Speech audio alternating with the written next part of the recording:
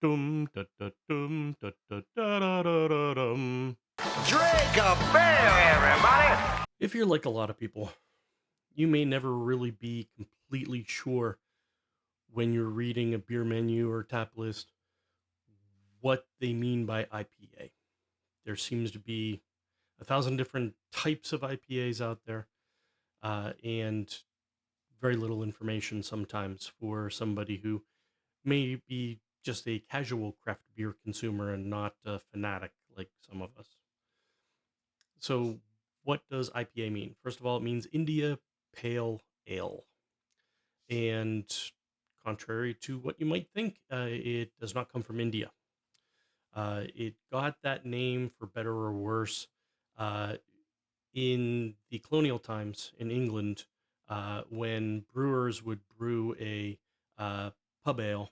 There was a very common belief in the 1700s that you needed to add extra hops if the beer was going to be shipped to and consumed in a hotter climate like India, which was a British colony at the time. Hops are not only used as a bittering agent and flavoring agent in beers, they also provide preservation for the finished product. They act as a natural preservative for beer. So while historically the data doesn't really bear out that you needed to overhop beers going to India, it was a common belief at the time. 18 late 1700s, early 1800s, the name started popping up, creeping up, and gained popularity. It started a few hundred years ago, but then we fast forward to America, and America does what America does with traditional beer styles. It makes them bigger and hoppier, and the pale ale, the India Pale Ale, is no exception to that. They found initially that the India Pale Ale, at the beginning of the craft beer craze, the IPA lent itself very well to hops from the Pacific Northwest, hops like Chinook, and Northern Brewer and Cascade, these hops that are known for providing not only substantial bitterness, but notes of citrus and pine and earthy resins. You'll hear a lot of descriptors of that type of IPA being dank, even. They're talking about earthy, mossy, even aroma similar to cannabis. So that was the origination of the American IPA, or the West Coast IPA. But we didn't stop there. We started creating a ton of different types of beers out there. Uh, Whereas you may be familiar with Bell's Two Hearted, uh, or Blind Pig from Russian River, as good examples of a West Coast IPA. In 2004, Alchemist Brewing in Vermont started experimenting, started trying to coax more flavors out of different types of hops, and less bitterness, and see what they could come up with. And that's where the New England IPA, or the NEIPA, or NEIPA, sometimes it's referred to, uh, originated.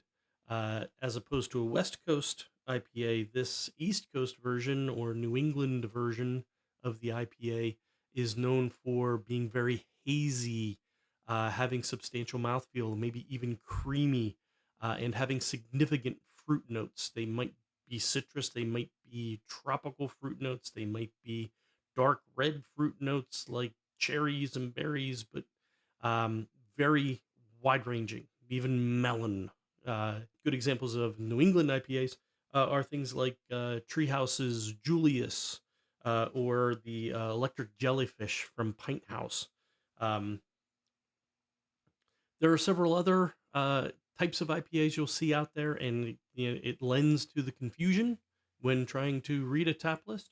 You might see black IPAs, which are usually a West Coast IPA that's brewed with darker malts. Um, to get you end up with a darker beer, but it's just as hoppy, and has similar hop uh, notes as a regular West Coast IPA, which is more of an amber in color. That citrus and pine tradition lives on there. You have white IPAs, which are kind of an hybrid between an IPA and a Belgian wit beer or wheat beer. You have doubles and triples coming into this, where you'll see a double IPA or an imperial IPA, triple IPA.